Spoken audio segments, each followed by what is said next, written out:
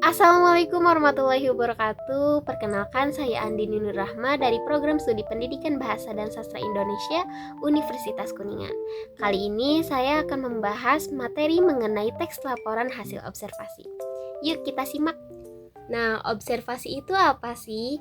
Observasi adalah tindakan atau aktivitas dalam mengamati berbagai peristiwa, keadaan, atau objek yang ada di sekitar kita. Nah, observasi ini dilakukan secara langsung, yang berarti kita mengamati, menganalisis, melihat, mendengar semua peristiwa atau objek yang ada di sekitar kita. Teks laporan hasil observasi atau yang biasa kita singkat LHO adalah teks yang memberikan informasi terkait suatu hal berdasarkan hasil pengamatan secara langsung yang dibentuk laporan. Nah, teks laporan hasil observasi ini memiliki sifat objektif, yaitu memaparkan suatu hal atau peristiwa tanpa dipengaruhi oleh siapapun. Jadi, laporan yang kita buat itu haruslah secara fakta atau kenyataan yang terjadi sebenarnya. Tujuan teks laporan hasil observasi sendiri adalah untuk memberikan informasi dan penjelasan rinci mengenai suatu hal dari sudut pandang keilmuan kepada pembaca. Adapun ciri-ciri teks laporan hasil observasi, yang pertama bersifat objektif. Seperti yang dikatakan tadi, objektif yaitu memaparkan suatu hal atau objek tanpa dipengaruhi oleh siapapun. Yang kedua, berdasarkan fakta. Berdasarkan fakta maksudnya yaitu kebenaran atau keadaan objek yang sesungguhnya yang kita amati secara langsung. Yang ketiga, memuat isi khusus atau spesifik. Teks laporan hasil observasi harus memuat suatu hal atau objek yang akan diamati nanti. Keempat, disajikan secara menarik agar mudah dipahami.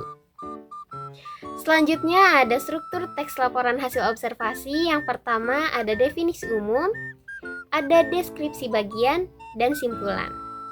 Yang pertama ada definisi umum. Bagian ini berada di awal teks yang berisikan pengenalan mengenai objek yang akan kita bahas atau yang akan kita amati. Yang kedua ada deskripsi bagian atau bagian yang menjelaskan lebih detail mengenai objek yang kita amati. Yang terakhir ada simpulan yang berisikan kesimpulan atas objek yang kita amati. Berikutnya ada ciri kebahasaan teks laporan hasil observasi. Yang pertama, menggunakan frasa nomina atau kata benda yang diikuti penjenis dan pendeskripsian.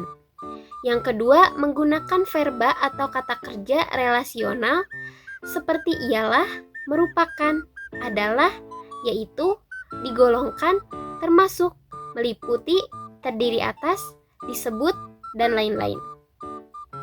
Yang ketiga, menggunakan verba aktif alam untuk menjelaskan perilaku seperti bertelur, membuat makan, hidup, tidur, dan sebagainya.